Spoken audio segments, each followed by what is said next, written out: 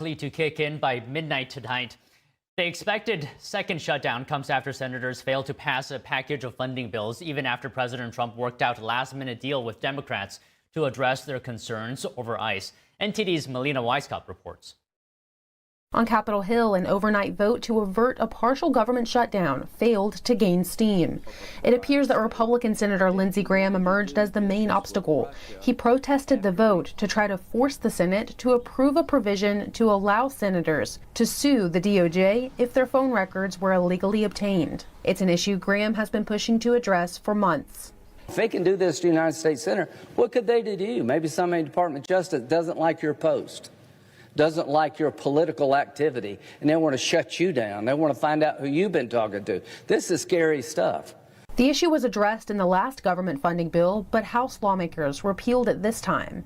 This week's fast-tracked process to avert a shutdown means any one senator can stall passage. Senate Democrat leader Chuck Schumer criticized Republicans for the holdup, though Senate leader John Thune said there were snags on both sides of the aisle. The overnight delay comes after the White House worked to make a last-minute deal with Democrats to address ICE policies and practices.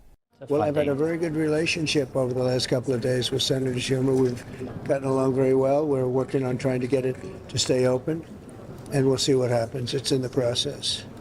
President Trump on Thursday announced a deal with Democrats to temporarily extend DHS funding for 2 weeks. The goal, to allow more room for negotiations on how to change ICE policy. But bottom line, there should be no more funding for DHS without fundamental far-reaching reforms that involve firing the top management, imposing liability on agents that break the law, as well as body cameras, judicial warrants, self-identification, and end to the sweeps. We're being asked to jettison funding for a department that includes, among other things, the enforcement of our immigration laws and the enforcement of our borders. Something that's been severely compromised in the last few years and that President Trump is working hard to overcome. We're being asked to jettison. Senators will return today to try to work out the impasse. Even if the bill does pass the Senate today, a short shutdown is still likely. The new package also needs to be approved by the House. Tonight, I've got to make some tough decisions later this evening on how soon we can get House members back, if indeed they send us the package. I wish that they had voted upon or would vote upon the 12 bills that we passed through our regular order process in a bipartisan fashion. It was quite an achievement.